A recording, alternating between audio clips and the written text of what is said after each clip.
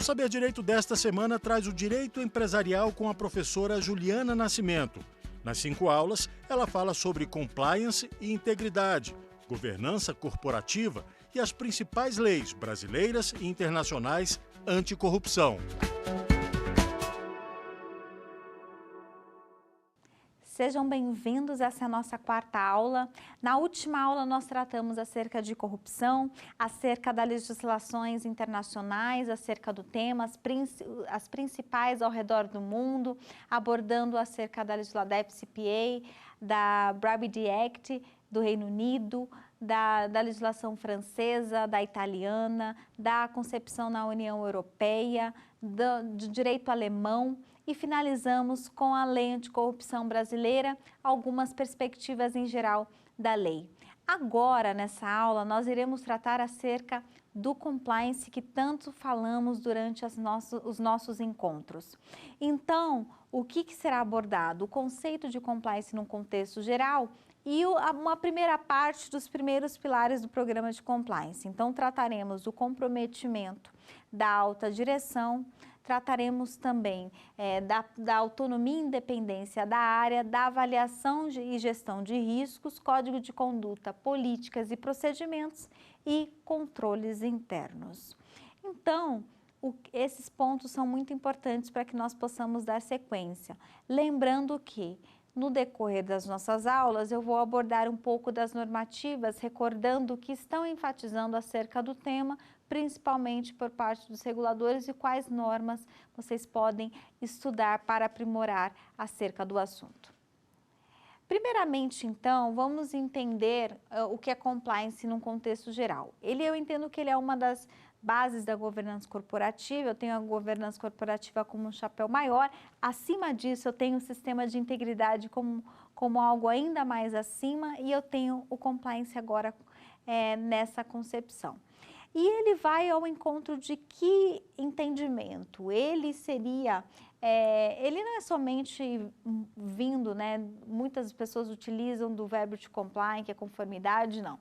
Ele é muito mais do que isso. Ele é trazer acerca de prevenção de práticas de corrupção, de fraude, de ilícitos dentro da organização, minimizando o risco, trazendo canais de instrumentos de denúncia, políticas e procedimentos, todos com o objetivo do quê? De trazer mais transparência, de integridade dentro daquela organização, com principalmente o cunho preventivo. Esse é um ponto muito importante que eu quero trazer acerca do compliance. E nós, quando falamos do tema de ética e de integridade, nós podemos lembrar diversos casos que houveram ao redor do mundo para que culminaram a esse tema ser tão importante agora, não só nesse momento, mas para o mercado como um todo, tá? Um ponto bem relevante que eu gostaria de lembrar é que eu tenho dentro da percepção a questão dos riscos de compliance. O que seria um risco de compliance? Seria um risco de sanções legais ou regulatórias, por exemplo, acerca de perda financeira ou mesmo perda de reputação, em que uma empresa pode sofrer como resultado na falha no cumprimento da aplicação de leis, normas e procedimentos. Então, eu tenho um aspecto bem importante a questão desses riscos. Quando eu falo de compliance, eu falo tanto dos aspectos em geral, dos seus riscos, quanto os aspectos de um risco regulatório. Mas aí, o que você diria de risco regulatório? Quando eu tenho uma empresa altamente regulada, com um órgão regulador, eu tenho ainda um pouco mais de detalhes que eu tenho que olhar quando eu falo de políticas de integridade. Além de eu ter que cumprir as legislações normais, que é de obrigatoriedade de todos, eu tenho que ter um viés de controle muito maior quando eu tenho uma atividade regulatória por um órgão regulador. E o que ocorre nos dias de hoje? Muitas organizações não controlam as questões regulatórias através de um inventário regulatório, ou seja, um conjunto de normas que realmente vai fazer com que você tenha controle efetivo do cumprimento dessas normativas. Todos nós sabemos que quando eu tenho um órgão regulador, eminentemente esse órgão está sempre trazendo novas normativas, resoluções, portarias que realmente vão se aplicar à minha organização e que eu tenho que observar, sejam elas quais forem. Então, além do cunho do aspecto de conformidade legal como um todo, eu tenho um aspecto muito relevante do cumprimento de um compliance regulatório, que vai ter o viés de uma questão muito mais voltada às áreas que hoje são muito mais reguladas. E esse é um risco muito importante, porque dependendo da situação de uma empresa, em decorrência da ausência ou falha que pode ocorrer nesses controles, ela pode parar a sua operação. E parar a operação para ela, além de perda de atendimento, é perda financeira, de lucro na organização. Então vejam a importância do compliance. O compliance também é nessa parte. Além do aspecto jurídico, que é um aspecto muito voltado à nossa área do direito, e o compliance também participa disso. Fazer os controles, auxiliar o jurídico nos controles a respeito da conformidade no cumprimento à risca dessa legislação por parte de todas as áreas da empresa. E se eu não tenho um controle efetivo disso, isso acaba não ocorrendo na prática. Pode ocorrer de alguém perder o controle, essa norma não ser cumprida e a empresa acabar tendo uma perda muito relevante, com inclusive parar o seu funcionamento em decorrência de uma determinação de um órgão regulador. Então, quando eu falo de questões de riscos de compliance, eu vou tratar de riscos gerais, de corrupção, mas também riscos voltados às questões regulatórias, perda financeira e de reputação. Vamos voltar ao tema reputação. Reputação em compliance é algo muito importante. Nós temos diversos casos no mercado que, em decorrência dos escândalos, tiveram uma perda de reputação. Automaticamente, em decorrência até do mundo digital em que hoje se vive, diante de uma situação que a empresa pode ter, automaticamente o mundo rapidamente consegue obter essa informação, os valores dela perante bolsa de valores ou perante o mercado vai se reduzir, mercados muitas vezes se fecham porque aquela empresa apresentou numa situação uma má reputação. As mídias hoje são muito céleres na publicação de qualquer situação que é indevida, então hoje não tem como esconder qualquer fato que venha macular a integridade da empresa. Então, isso é um ponto muito importante que nós temos sempre que recordar.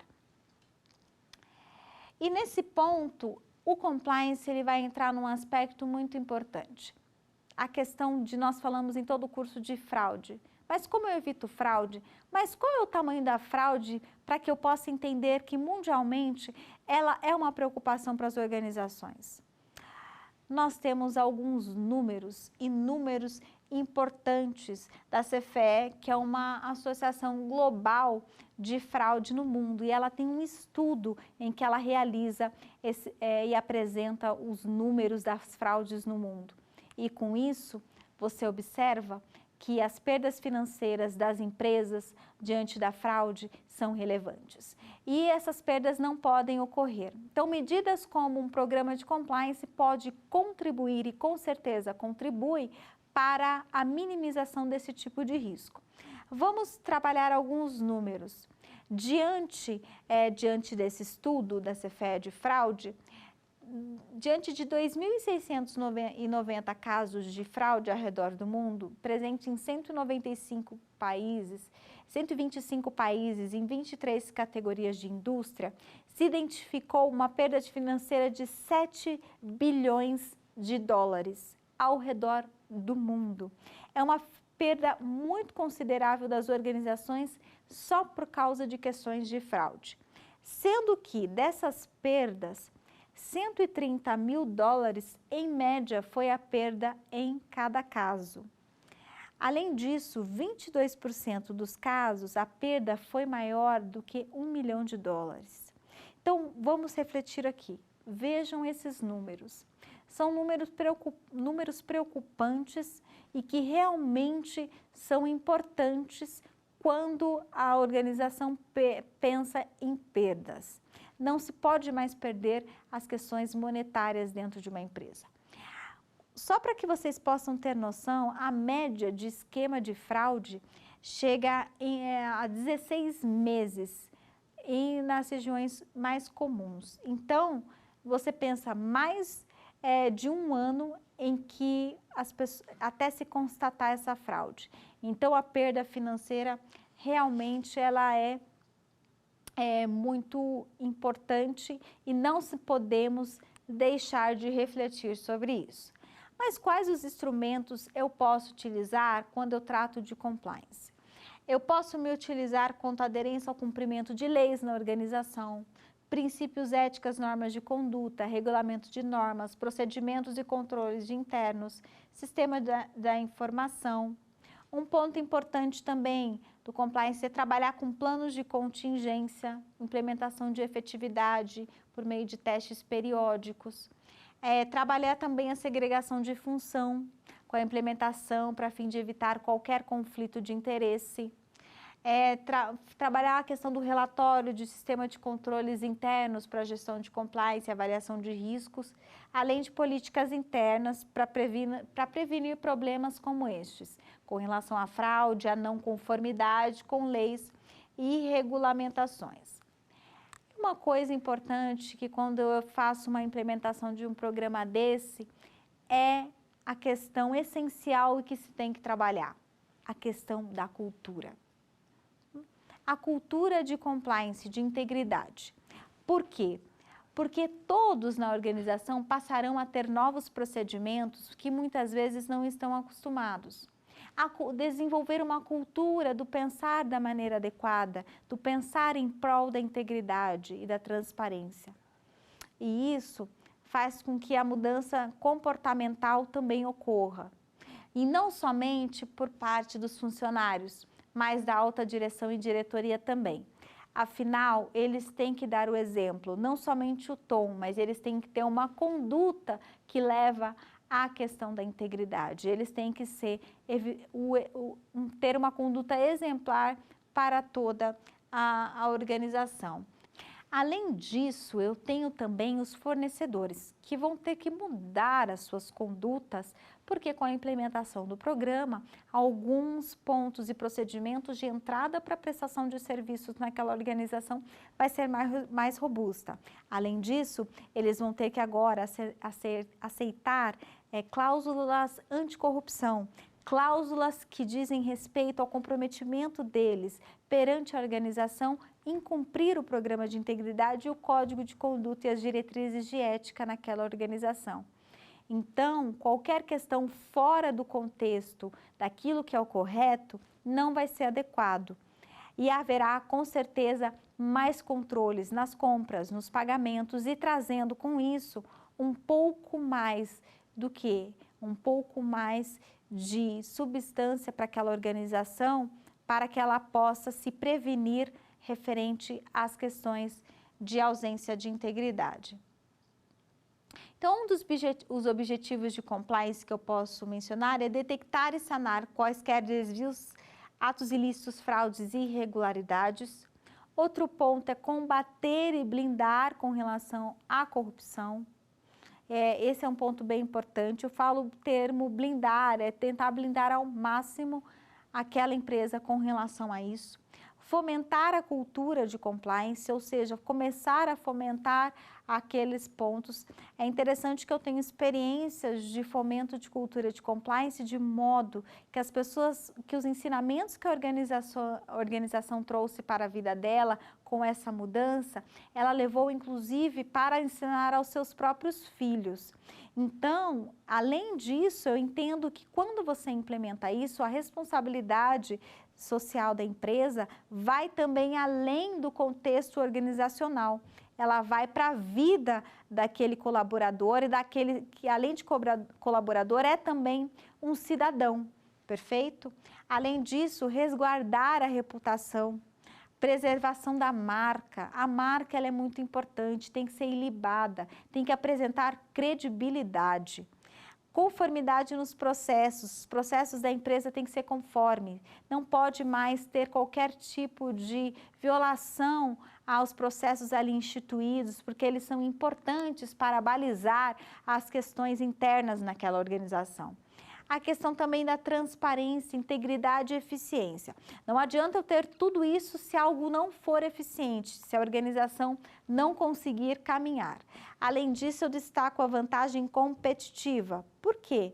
Porque quem tem um programa de integridade, que quiser prestar serviços para organizações maiores, conseguirá através do programa. Por quê? Porque muitas delas, para preservar a sua própria reputação, estão preferindo pactuar contratos e ter negócios com empresas que realmente já detêm o programa e têm um comprometimento ético na sua atuação. Além do valor de mercado, o valor de mercado já está olhando para isso, já tem comprovações de índices, né, de bolsa de valores, que empresas que têm compliance e governança corporativa são mais avaliadas, os investidores pagam mais e preferem pagar mais por empresas que têm para não correr qualquer tipo de risco, além do que nós já mencionamos de proporcionar a questão da própria credibilidade, tá? Um ponto importante agora, nós refletirmos acerca das leis em que o tema pode ser abordado. Então, nós temos a Lei Anticorrupção Brasileira, que nós vimos na última aula, ali no seu artigo 41 e 42, no Decreto 8.420 de 2016, que traz o seu conceito e traz ali os principais pilares descritos ali nos seus incisos das obrigações que se deve ter acerca do cumprimento de um programa de compliance sob a perspectiva da legislação anticorrupção brasileira. Além disso, eu destaco a Lei da Responsabilidade das Estatais, a Lei 13.303 de 2016, que é regulamentada pelo Decreto 8.945, também de 16. O que eu tenho para falar da Lei de Responsabilidade das Estatais? A Lei da Responsabilidade das Estatais, aplicada às empresas públicas, sociedades de economia mista, enfim, todas aquelas que se aplicam a estes conceitos, vem balizar a importância da governança corporativa, que já abordamos em aulas anteriores, indicando a importância, inclusive, da apresentação de uma carta de governança corporativa clara, transparente, compreensível, que deve ser divulgada por essa organização. Destaco ainda a previsão na Lei de Responsabilidade das Estatais da existência e necessidade de constituição de um código de conduta nessa organização. Para quê? Para que venha se ter diretrizes de ética e de conduta ali dentro. Outro ponto importante é a questão da gestão de riscos. Ou seja, eu quero entender quais são os riscos dessa organização e como eu posso monitorá-los. Outro ponto muito importante que eu trago, a questão da implementação de canais de denúncia, do monitoramento do programa. Canais de denúncias esses que devem ser abertos para denúncias referente às questões que podem acontecer nessas organizações. Destaco que a Lei de Responsabilidade das Estatais é um grande avanço, trazendo toda essa previsão. Um outro ponto importante referente a treinamento é a questão do treinamento referente aos aspectos do programa de compliance como um todo dentro da Lei da Responsabilidade das Estatais. Além disso, a previsão de governança corporativa e da área na mudança do estatuto social daquela organização, ou seja, fazer uma mudança estatutária da previsão da área para que isso não possa ser alterado posteriormente. Então, veja quantas previsões importantes. E lembrando de estatuto, eu tenho fortemente a atuação da área jurídica, de nós advogados, né, de profissionais do direito, para exercerem essa atividade e desenvolver este documento.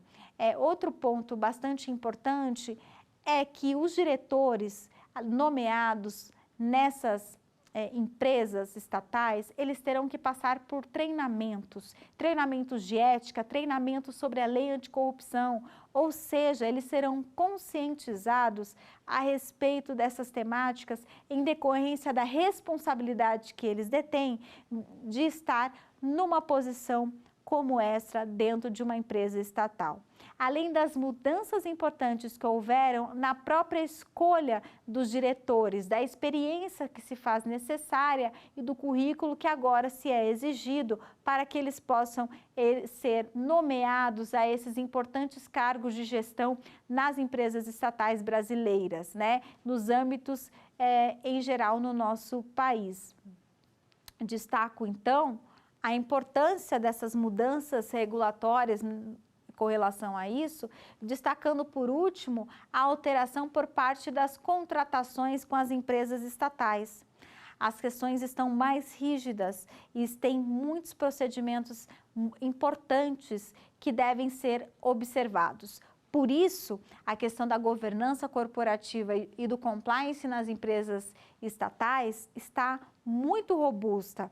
Algumas delas já tinham alguma coisa, mas agora estão tendo que se adequar a isso. Aquelas que não detinham absolutamente nada, agora tem que observar as questões legais. E eu tenho uma normativa que é considerada mundialmente muito forte, tratando acerca do tema, em decorrência que o governo entendeu que as empresas públicas, realmente, a lei de responsabilidade das estatais, tem que atender as empresas públicas, sociedade de economia mista, e que o tema é importante para isto. A evidência de controles internos, quando ele falou de carta de governança, através da declaração de uma carta transparente a todos. Então, realmente, eu já estou me preocupando com tudo isso e como que eu vou consubstanciar isso internamente.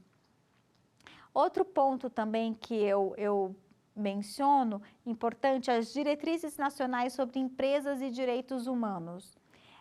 As diretrizes nacionais sobre empresas e direitos humanos vai trazer, inicialmente foi promulgado ali em 2018, vai trazer um selo para as empresas que atuam com os direitos humanos dentro da sua organização. Mas por que essa norma, ela tem um ponto com relação ao tema que nós estamos tratando aqui? Ela é importante pelo fato que ela relaciona direitos humanos às questões do compliance. Quando ela fala de previsão em código de conduta, de diretrizes de direitos humanos, quando ela fala do olhar sobre o canal de denúncia, da possibilidade da questão de denúncia relacionada à violação de direitos humanos, quando ela fala que eu tenho que observar as investigações internas sob a perspectiva da violação dos direitos humanos, quando eu enfatizo que as empresas ela tem que ter um olhar dentro das suas diretrizes gerais sob a perspectiva geral dos direitos humanos. Então, eu tenho mais uma vez essa previsão. E um outro ponto importante, incluir na gestão de riscos a questão de gestão de riscos relacionadas aos direitos humanos.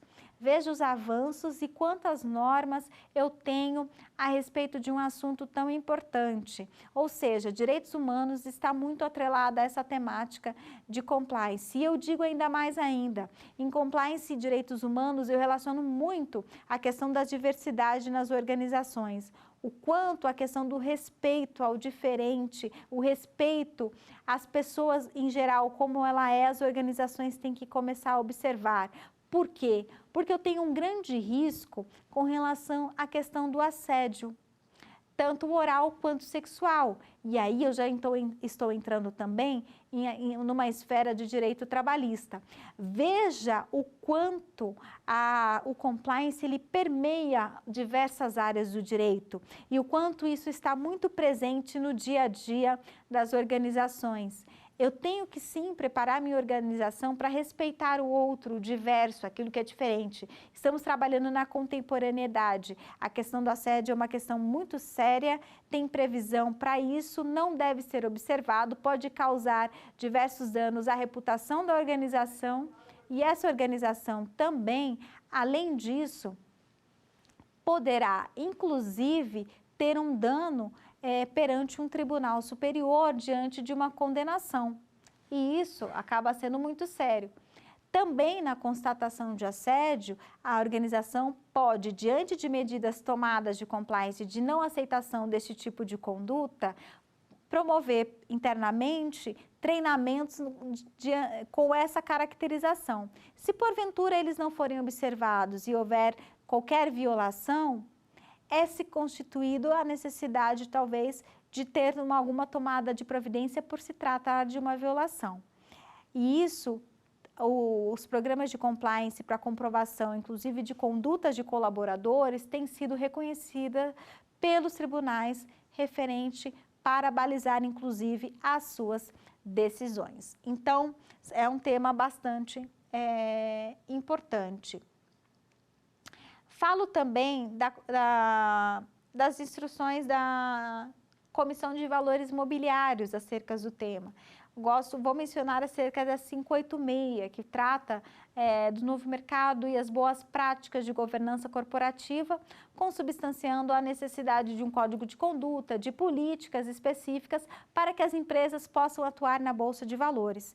Então, eu tenho mais uma vez o tema agora tratado no aspecto regulatório, em que as organizações estão pedindo e exigindo das empresas que se enquadrem dentro da sua regulação a observância. Outro ponto também, eu relaciono a resolução normativa da Agência Nacional de Saúde Suplementar 443 de 2019, que trata da governança dos controles internos de riscos para as operadoras de planos de saúde. Diante disso, ela apresenta ali como práticas mínimas a instituição de boas práticas de governança corporativa para a sua aplicação, mas em determinado ponto, para uma governança mais avançada, ela enfatiza as questões de compliance, enfatiza a previsão de se ter um código de conduta, de um canal de denúncias, né, que permita uma denúncia anônima, efetivamente a prevenção a respeito de lavagem de dinheiro. Então, outro tema importante relacionado. Tem também a previsão da própria lei anticorrupção, do seu cumprimento na regulação da norma. Tem as políticas, dizendo inclusive a política de gestão de riscos e ter um controle interno muito mapeado ali, muito específico, voltado mais às questões de riscos operacionais daquele segmento de operadora, de subscrição, de mercado, de crédito. Então, efetivamente, eu tenho uns riscos mais específicos. Lembra que nós mencionamos que muitas vezes o regulador pode pedir algo que seja um pouco mais específico? Por isso, quando eu falo sempre em compliance, eu tenho aqui diretrizes sempre para dar aos senhores, mas nunca vai ser algo pronto e igual para todas as empresas. Pelo contrário, cada empresa tem uma cultura diferenciada, cada empresa tem a sua forma de atuação e, inclusive, tem o seu mercado para atuar. E com isso, eu tenho que observar a característica daquela empresa, a característica do segmento e do mercado no qual ela atua. A exemplo, e relacionando o que nós estamos tratando, por exemplo, das operadoras de planos de saúde, as administradoras de benefício, que são reguladas pela Agência Nacional de Saúde Suplementar, as operadoras, né, de planos também na área odontológica, são reguladas por essa entidade, a ANS, que tem uma resolução acerca do tema e aborda também. Tem também o Banco Central do Brasil, que está regulando o tema sobre algumas resoluções, tanto governança, compliance e riscos. Temos a resolução 4557 de 2017, a 4595 e dentre outras que tratam acerca dessas temáticas no aspecto regulatório da norma. Então, vejam o seguinte, o quanto eu tenho no mercado disso acontecendo e o quanto a atualização sobre esse tema, ele é muito importante. Hoje eu tenho para esses segmentos, eu acredito que a tendência é isso se estender para outros, para que os reguladores possam acompanhar um pouco mais de perto. Nós vamos tratar um pouco mais na sequência, mas um outro ponto que também tem uma relação muito forte, a questão da ética e da integridade, é a própria Lei de Proteção de Dados, a Lei 13709. Por quê? Porque ela fala da questão de proteção de dados no Brasil. Muito embora ela seja a legislação que é mais falada no momento, Um ponto é que o Marco Civil da Internet, ali de anos antes, ele já tratava a respeito da proteção de dados, já tratava a respeito de vazamento de dados na internet. Então, muito embora está sendo tratado hoje como um assunto importante, esse assunto já começou lá atrás, mas acabou não sendo dado a ele a devida atenção, como se está dando agora. Quando eu falo de programas de compliance, eu tenho que estruturá-los, como já mencionei, de acordo com a cultura da organização, de acordo com a sua realidade, com a sua necessidade, de acordo com a regulamentação no qual ela está inserida, o seu órgão regulador. Mas eu também tenho que olhar uma perspectiva, a perspectiva do planejamento estratégico. Qual é o planejamento estratégico daquela organização? O meu programa de integridade tem que estar relacionado a isso. Tem que trabalhar em conjunto com isso, porque eu tenho que ter uma missão e visão e valores também no que tange a questão de compliance. Então, eu tenho um planejamento sobre a perspectiva estratégica, sobre um plano tático e sobre um plano operacional. O estratégico é mais abrangente, sempre vai envolver a alta direção. Plano tático já é na linha média, gerentes, coordenadores. O plano operacional, mais quem são efetivamente os executores.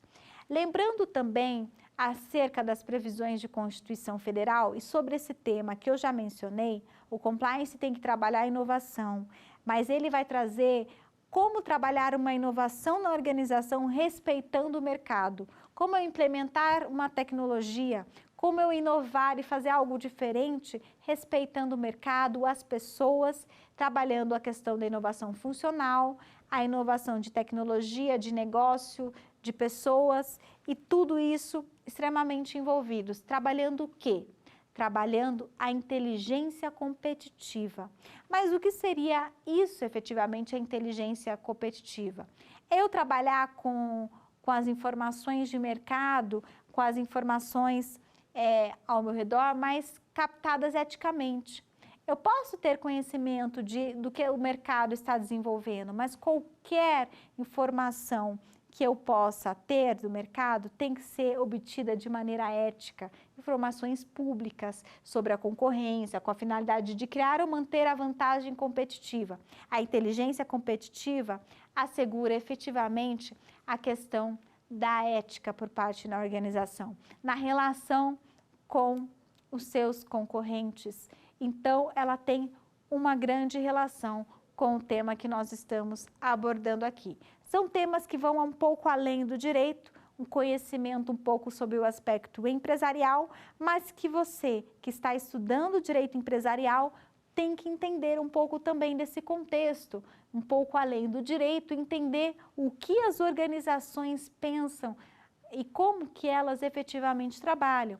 Isso realmente é um diferencial para que você possa atuar no direito empresarial como efetivamente um profissional do direito. Então, eu tenho que estar um pouco além somente de uma concepção legal. Eu tenho que conhecer o mercado. Isso vai fazer uma diferença muito grande na sua atuação. Um outro ponto importante é a questão de eu trabalhar a questão da concepção de riscos e isso fazer com que eu venha promover a gestão de crises numa organização. Eu sempre coloco como exemplo o denominado risco cisne negro. O que seria o risco cisne negro? Ele é um risco mencionado por um professor dos Estados Unidos, o Taleb, e ele existe o porquê. Ele fala numa teoria dele, que é a teoria da aleatoriedade, que até o século XVI só tinha a evidência comprovada de cisnes na cor branca.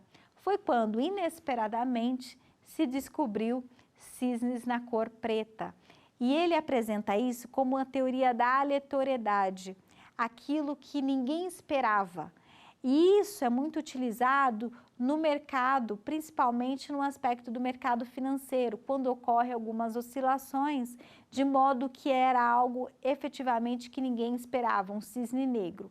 Eu trago essa previsão porque os juristas e os profissionais do direito, eles têm que estar preparados para suportar a organização sob o aspecto de direito empresarial e suportar juridicamente a organização diante de situações difíceis, como o caso que pode acontecer um cisne negro, algo que ninguém imaginava que poderia acontecer, mas que efetivamente acabou acontecendo e que uma tomada de decisão tem que ser tomada sobre isso.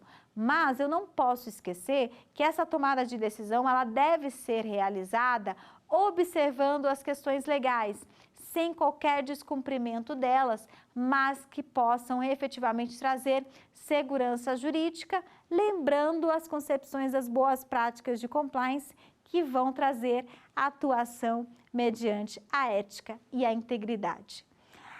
De uns princípios gerais de compliance, eu gosto de mencionar aquele que já tratei: ética, transparência, responsabilidade, justiça, equidade e efetividade. A Controladoria Geral da União tem trabalhado muito acerca do tema. E com isso, ela tem definido alguns pontos e procedimentos importantes de passos de programa de integridade. E o Pacto Global ele acabou oferecendo um sistema de gestão mediante 6 passos práticos para a implementação. O primeiro ponto que eles falam que é o passo é o comprometer-se. A organização, a alta direção, a diretoria tem que comprometer-se a uma atuação ética e íntegra e entender que um programa desse realmente é importante para o avanço daquela organização. O segundo passo seria uma avaliação geral da organização, entendendo o que ela tem, o que ela não tem, quais são os riscos que ela possui a respeito de um contexto como um todo. O outro ponto é a definição dos próximos passos. O que tem que ser feito, o que não foi feito, o que precisa ser implementado. Num quarto passo é a efetivação, a implementação. Mas para chegar lá, eu tenho que fazer um plano de tudo que eu preciso fazer e implementar. Como quinto passo, eu tenho a medição se o programa efetivamente após implementado ele é o adequado e como sexto, a comunicação do mesmo. Nós passaremos por alguns pilares do programa de compliance, sendo que neste primeiro momento eu tratarei sobre o comprometimento da alta direção, autonomia e independência da área de compliance, falando um pouco também da atuação do compliance officer, abordando também a respeito da avaliação de riscos, o código de conduta, políticas e procedimentos, além dos controles internos. E isso que nós vamos abordar um pouco para que os senhores possam entender como que isso efetivamente acontece num contexto prático. Então, primeiramente, eu começo com o comprometimento da alta direção. O comprometimento da alta direção deve estar alinhada à questão estratégica da empresa. E esse comprometimento vem por parte dos seus conselheiros, com parte dos seus diretores, dos seus dirigentes, dos seus proprietários. Eles têm que entender a importância, porque sem o apoio deles, um programa como esse não permanece. Porque diante de uma situação em que uma decisão tem que ser tomada e que muitas vezes alguém da área de compliance possa dizer uma decisão que possa ir contrário à decisão de uma outra área, é nesse momento que a alta direção vai entender qual é o papel dela, consubstanciando e realmente fazendo com que a área de compliance tenha força e tenha voz de atuação perante a organização. O compliance, ele se inicia no topo da organização, porque como eu já mencionei, ele efetivamente é o exemplo de tudo. Como eu faço um comprometimento da alta direção, por exemplo? Como eu começo tudo isso?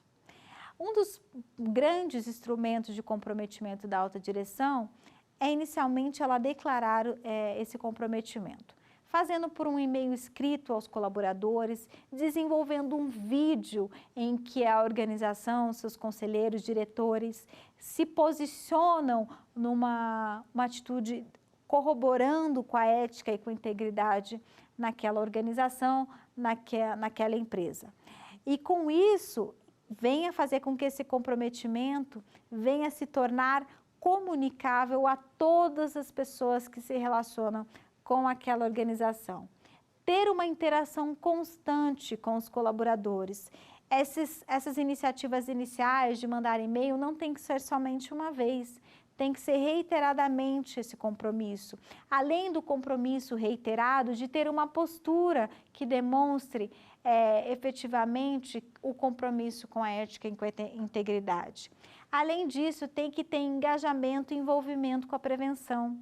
Atuar muitas vezes falando acerca do tema por parte com os colaboradores, falando do que a organização está fazendo em alguns locais, porque é importante essa comunicação de qual que é a postura da organização, partindo daqueles que respondem por ela diretamente. Um outro ponto é a liderança pelo exemplo e o cumprimento da ética. O benefício de uma cultura, né? Isso vai trazer com certeza para as pessoas mais orgulho corporativo, não tenha dúvida, porque isso é muito importante. Vai trazer um pouco mais de interação das pessoas, de acreditar naquela organização, além da vantagem competitiva perante o mercado, das organizações desejarem trabalhar com ela, da própria sociedade que está vendo o comprometimento daquela organização e acredita no que ela desenvolve, de outros países que estão constantemente realizando negócios com aquela empresa e querem realmente permanecer porque vem um compromisso com ela, porque vamos deixar claro, vendo o mercado como um todo, nenhuma organização e ninguém quer investir algo em uma organização que não tem uma conduta ética, porque poderá estar investindo em algo que não traz segurança, não traz solidez, não traz confiança. E isso eu estou tratando de investimento, capital de outros países ou de outras pessoas para aquela organização. Ninguém quer ter perda financeira. E com isso impacta diretamente os negócios da organização. Por isso a conduta íntegra, ela só tem a ganhar, ter uma vantagem competitiva muito no mercado. Senão não seriam temas tratados, a exemplo da Comissão de Valores Mobiliários, exigindo isso das organizações para atuarem em Bolsa de Valores. Então, essa é uma questão muito importante. Eu tenho uma visão positiva, uma redução de despesas nesse caso. Agora, a ausência dessas condutas é perda de confiança, perda da imagem de reputação, perda de valor de mercado. Muitas vezes eu tenho outros países que perderam a credibilidade naquela organização e não querem mais pactuar nenhum tipo de negócio. E hoje perda de cliente é perda financeira. Além de ser perda econômica para aquela empresa, vamos lembrar que é uma perda econômica para o próprio país, que não vai ter, que aquela empresa pode gerar renda, que vai gerar outros empregos, e isso é todo um sistema que é interligado. É uma rede de contratos, como se fala, uma rede de negócios, que a integridade tem que fazer parte dessa rede entre as organizações, tá? Eu tenho que diminuir o meu risco exponencial, tá? Hoje, pesquisas já demonstram que o comprometimento dos executivos no que tange a questão da cultura de integridade e do próprio compliance aumentou, principalmente depois da promulgação da lei anticorrupção. Então, esse comprometimento está aumentando, mas ainda precisamos de mais. E um desafio que se tem é para as pequenas e médias empresas, que são grande parte do cenário corporativo brasileiro, que tem grandes instituições que têm apoiado a implementação de programas nessas organizações. Claro que cada organização, por um tamanho, o programa realmente tem que estar de acordo com o tamanho daquela organização. E se eu tenho uma pequena e média empresa, não vai ser um programa tão extenso e robusto comparado com uma empresa maior. Mas ela terá algumas diretrizes mínimas, pelo menos, um código de conduta, um canal de denúncia e entre outros instrumentos que assegurem a integridade, além da própria postura daquela organização. Hoje também se tem evidenciado o aumento dos executivos que anualmente estão revisando o programa de compliance, ou seja, eles estão acompanhando diariamente a atuação do compliance. Eles, evidentemente, estão apoiando esse programa. E esse ponto de apoiar, ele só vai conseguir se a área de compliance trazer números para esses executivos. É importante que a área traga os números referente à atuação da área na organização. Esses números através de indicadores, muito embora eu falo esse termo em direito é muito pouco utilizado, mas nós estamos avançando num direito em que os profissionais do direito também têm que ter um olhar em gestão e entender a importância de se ter números, tanto no escritório, quando presta serviços para empresas, quanto dentro de atuação de departamentos jurídicos. Eu tenho que entender os indicadores, porque eu tenho que apresentar as evidências dos trabalhos realizados. E assim como no compliance, o executivo vai aprovar, ele vai acompanhar a atuação mediante as evidências dos trabalhos ali desenvolvidos, e isso realmente está aumentando. Um outro ponto importante que nós vamos abordar é sobre a área de compliance, efetivamente, e sobre a instância responsável por essa área de compliance. Quando eu tenho uma área de compliance, o principal que ela deve ter é a questão de um pouco de independência e autonomia. Você vai dizer em que sentido? Essa área tem que responder ao mais alto nível de uma organização. E por que isso é importante? Porque ela tem que assegurar independência. O compliance é aquele que olha em todos os níveis na organização. O compliance vai ser aquele que vê os números, é aquele que é o olhar da ética e da integridade da organização. O compliance tem que saber absolutamente de tudo que acontece ali dentro de uma empresa. Absolutamente de tudo. Esse é o dever dele, porque ele tem o dever de monitorar a ética e a integridade de todos e de todos os processos. Esse é uma grande função da área. Para quê? Para minimizar os riscos. Trabalhando, claro, em conjunto com todas as áreas e departamentos daquela organização, mas ele tem realmente essa missão principal. E quando eu digo que ele tem que estar no mais alto, é o quê? Quando eu tenho empresas que têm conselho de administração, entendo que compliance tem que estar vinculado diretamente a esse, e embaixo estaria vinculado a um diretor-presidente, por exemplo, um diretor executivo que ficaria responsável, um CEO, responsável pela operação da organização. Mas por que responder diretamente à mais alta composição, que seria o conselho de administração, que trata decisões estratégicas? Para trazer independência e autonomia. Também tratar questões com o responsável pela parte de execução, que é o operacional, que são os diretores executivos. Por quê? Porque eles estão na operação e no dia a dia o compliance irá também trabalhar com eles. Então, a possibilidade de reporte ao conselho de administração diretamente e ao presidente no operacional. E trabalhar essas duas vertentes é importante para a área. Por isso, ele não deve ter alguma subordinação e ficar muito abaixo sem essa possibilidade, porque senão ele não consegue desenvolver efetivamente as suas atividades de uma maneira que sejam adequadas. Então, autonomia com independência. Os principais papéis e responsabilidades do responsável, o compliance officer que tanto tratamos. Dentre eles é monitorar e revisar periodicamente o programa de compliance e assegurar que o mesmo esteja em conformidade com leis, legislações, requerimentos aplicáveis, além de código de conduta, políticas, procedimentos internos, treinamentos, canal, controles internos e todos os procedimentos daquela organização. Uma coisa que eu acho muito importante é o compliance officer ter uma cadeira nas reuniões de diretoria e de conselho de administração, para que ele possa ter voz para apresentar os seus relatórios. Isso é muito importante. Ou mesmo, mediante também as reuniões de comitê de auditoria, para apresentar seus reportes para as reuniões do comitê de auditoria também. Um outro ponto é possuir o reporte dependente.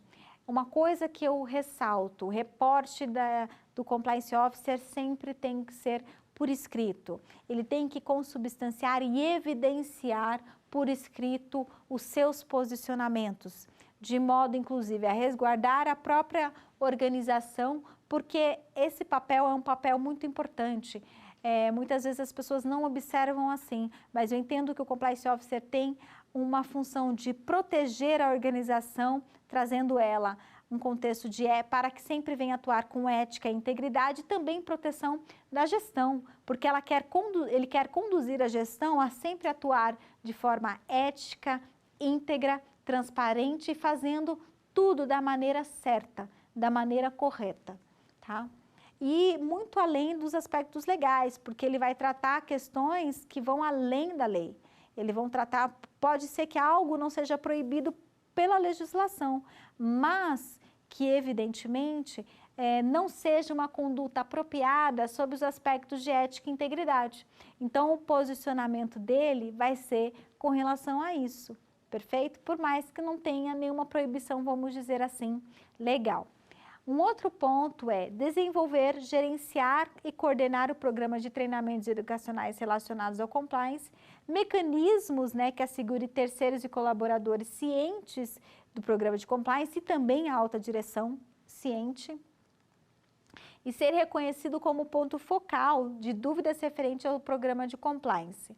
Além disso, assegurar garantias de monitoramento de compliance com uma realização periódica, analisar as denúncias reportadas no canal, certificar a questão das diligências com relação aos terceiros que nós já mencionamos, atuar de forma ativa no encaminhamento da discussão, que será relacionada, por exemplo, a um comitê disciplinar, um comitê de ética, diante de alguma denúncia em que se necessita ter uma tomada de decisão com relação a alguma violação, encaminhar para a alta direção para conhecimento também e trazer a sua resposta, gerenciar e coordenar as investigações realizadas diante da questão do canal de denúncia, sempre observando os aspectos legais.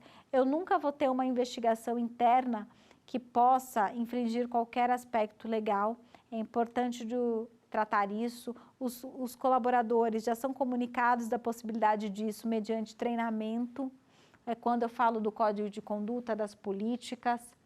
Um outro ponto também importante é gerenciar e coordenar as reuniões do comitê de compliance, de ética, elaborar, como eu mencionei, os indicadores principais com relação à questão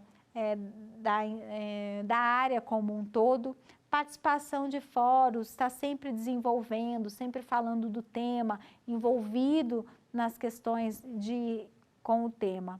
E como se mencionou a importância do papel do Compliance Officer, nós fechamos agora esse último pilar tratando a respeito dessa importante função na organização. Então, foi abordado nesta aula a respeito do conceito de compliance, a importância na organização, os aspectos da estratégia, abordando também o primeiro pilar, que é o comprometimento da alta direção, e o segundo pilar, que é a autonomia e independência da área de compliance.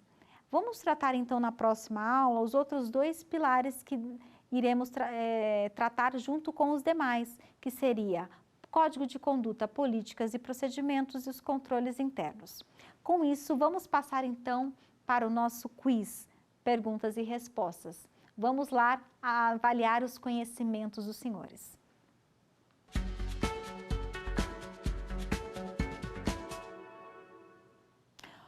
Então, vamos lá. O compliance compreende, letra A, prevenção de atos ilícitos, fraudes e corrupção e minimização dos riscos, além da promoção de uma atuação com integridade, ética e transparência através dos pilares do programa. Letra B, a atuação com prevenção ao suborno somente. A letra C, envolvimento da ética nas organizações tão somente. Letra D, verificação da constatação de fraudes. Diante de todo o exposto nessa aula, qual é a sua resposta? Por favor. Perfeito quem respondeu a letra A. é a prevenção de atos ilícitos, fraude, corrupção, além da atuação de integridade e transparência com base nos pilares do programa. Agora nós veremos a sequência, a próxima pergunta.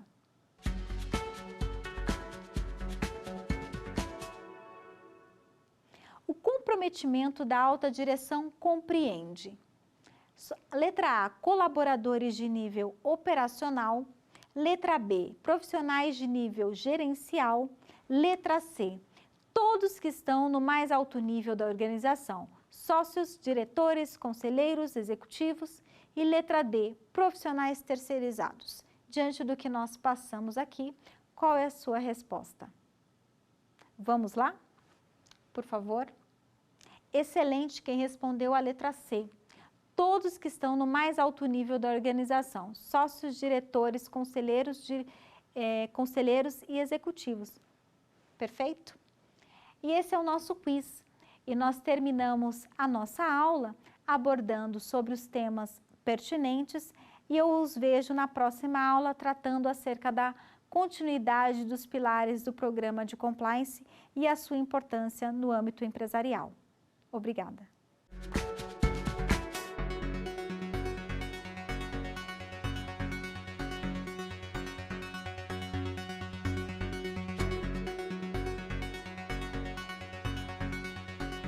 Quer dar uma sugestão de tema para os cursos do Saber Direito?